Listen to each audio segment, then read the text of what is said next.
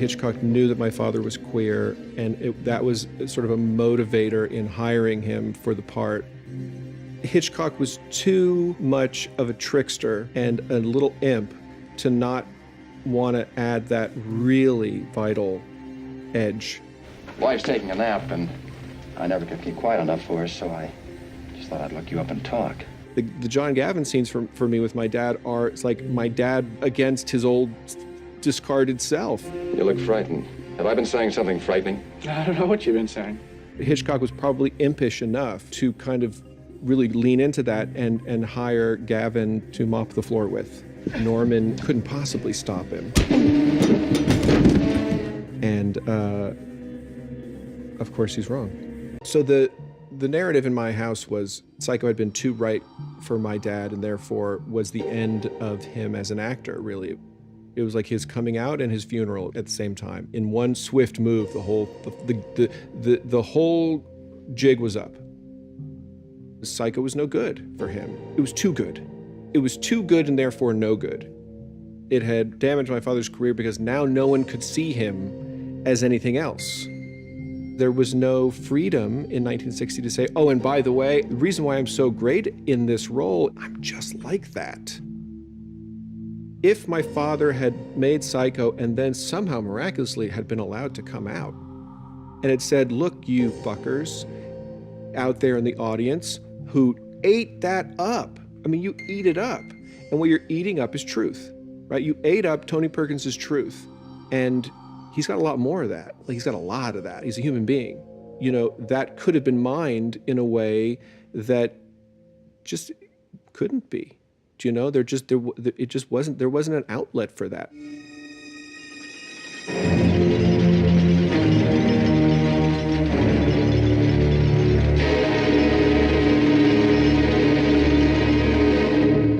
It was perhaps inevitable that at some point he would step back into the role for Psycho 2. It's 22 years later, and Norman Bates is coming home. Psycho 2. It felt good to see him going into a packed, huge movie theater. We toured the world, and he would get up there and talk before the movie, and people were going nuts. And so it's like your dad's Paul McCartney for 10 minutes. I just moved back here after being many years away, and I forgot to bring any cutlery. And it was like, this is good. This seems good. This seems like this is all working.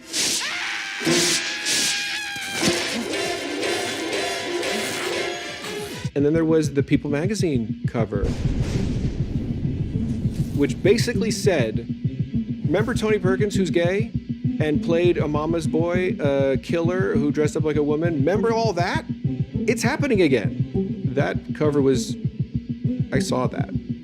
As a kid, there's no way that I didn't get that and then be fed a very different narrative. We know all about that, don't we, Norman? Mm-hmm. And then Psycho 3 was sort of triply, interesting. Because he was authoring this as the director, it was his point of view. Psycho 3 is like this dirty movie. She can't help it. She can't help the things she does. This was the dawning of like, oh, my dad's like sex is like a big thing for him. There's no mistake about how my dad is looking at Jeff Fahey.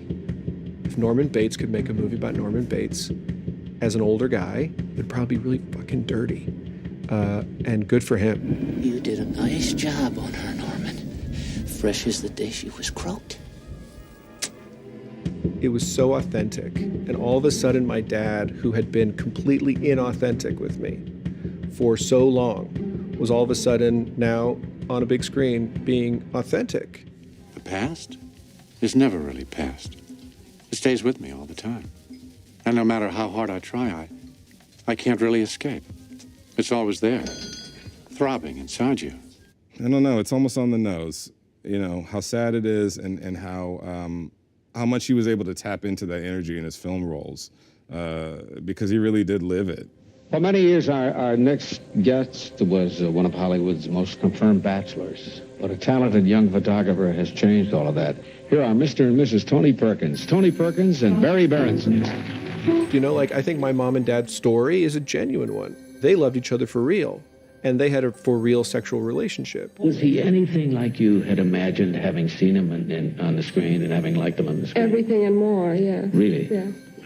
Definitely. Sounds great. Let's hear about the more, because we know the abstract. He needed to be hidden, and so she was going to help. And I don't think that until it became literally fatal, I think she probably would have done it forever. AIDS has claimed another Hollywood star, Anthony Perkins. Perkins, who was 60 years old, did not discuss his disease publicly. He died in his Hollywood home this weekend with his wife and 2 sons by his side. The story of how he contracted HIV was made up. I mean, my parents made it up. It was a blood transfusion. He'd had a surgery on his face, a little thing had been removed, and they had used some bad blood. We were parrying reality and choosing the lie.